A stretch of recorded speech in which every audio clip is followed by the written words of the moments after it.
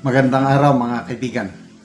Bigyan natin ng reaction, opinion ngayon itong issue na wala daw kortesiya si Senator Marcoleta. Hindi siya nagpaalam sa chairman ng Senate Blue Ribbon Committee na si Senator Lacson yung pagharap ni Master Sergeant Gutesa. So sinagot yan ni Senator Marcoleta. So pakinggan natin ang kanyang paliwanag at tayo na, taong bayan, ang maghusga kung wala bang kortesiya o wala. Meron bang kortesiya o wala. Ito, sa programa nila sa Net25. Yan, ginawang talakayan yan. Hahanapan ng butas. Yan po kayong magpakatalino. At ang gagawin kasi dyan, ang lahat, sasabihin nila, tingnan mo si Senator Marcoleta. Siguro siyang may kagagawan yan eh. Yun na nga po. Wala po akong kinalaman. Kasi ang binilin ko sa kanila, kung talagang buwang loob mo at talagang ikaw ay naniniwala na dapat mong ihayag yan, bukas kailangan 8:30, nandun ka na sa Senado. Kasi 9 o'clock ang umpisa, 8:30 kasi dami pang pagpasok mo, ang dami mong pipirma, dami mo, no? Para makapasok ka, magpakaaga ka ng konti. Ako naman, nagigipagsapalaran, kung darating, di darating. Kung hindi darating, hindi dumating. Nako. So, yun ho pala. So, nasagot na yung dalawang tanong. Ano? Yun doon tayo. Well, sabi naman nila, Sen, surprise ito para bagang may konting pagdududa rin po. Miss Watang, chairman, sabi niya, Hindi na-coordinate. Hindi na-coordinate. Wala yung courtesy. Yun hong pagharap nitong si Gutesa. Master Sergeant Gutesa. Wala daw kortesiya doon sa komite at maging sa chairman ng... Walang kortesiya. Walang kortesiya. Paano po masasabi na walang kortesiya? Di ba nagsalita ako, sabi ko, Mr. Chair, I am going to consume the remaining time that I have to make a disclosure. Okay. Sinabi ko yung pangyayari nga na tinawagan ako niya, no? At kung papayag kayo, Mr. Chair, ay iahayag ko dito yung witness na sinasabi ko. Let him testify. Sabi Nayagan naman po niya. Diba? So tinawag ko ngayon. Nasaan ang kawalan ng courtesy? Yan. Pinagpaalam ko eh. Hindi ko naman, At hindi ko pumayag na naman biglang po siya. nagsasalita, Mr. Chair, ito po, iupo nyo rito. Wala naman po noon. Nakikita naman po ninyo ang lahat ng nangyari. Kayo po ang higit na nakakaalam dahil napanood po ninyo pati yung paraan kung paano ko po siya inihayag sa gitna ng committee. Ayun. Yun.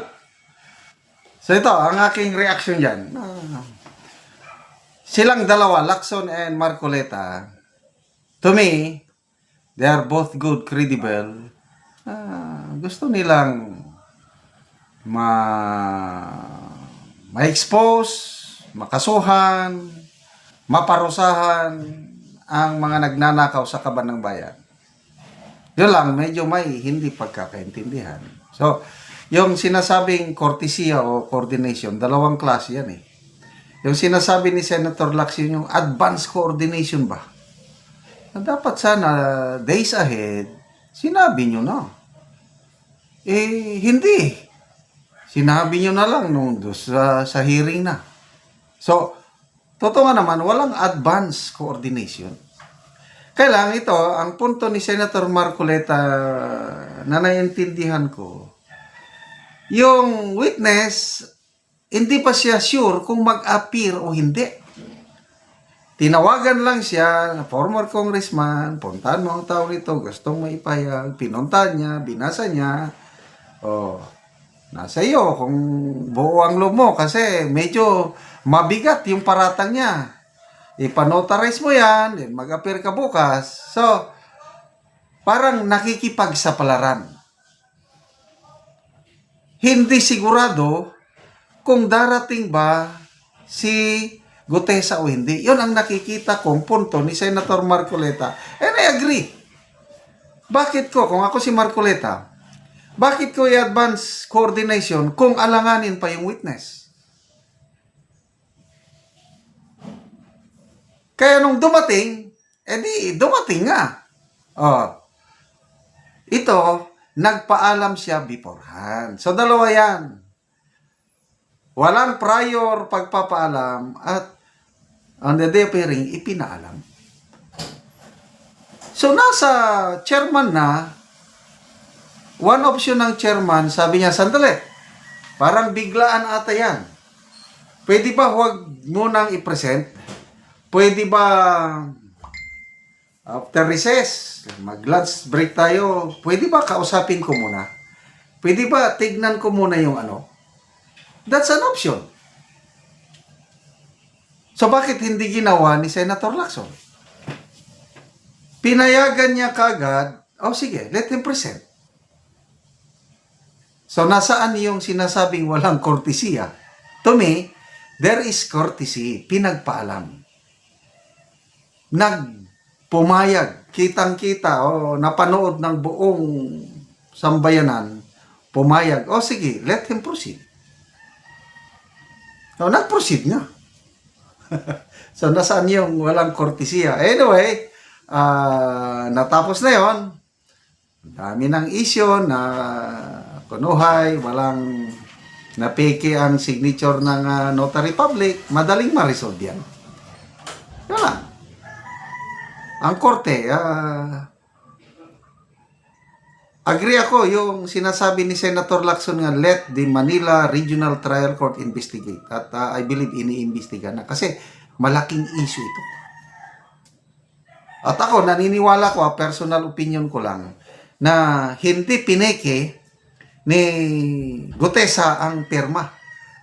Paano niya makukuha yung document number, seller number, license number, paano niya makukuha yung seal? Pumunta siya doon. Kailang hindi yung abogado ang pumirma.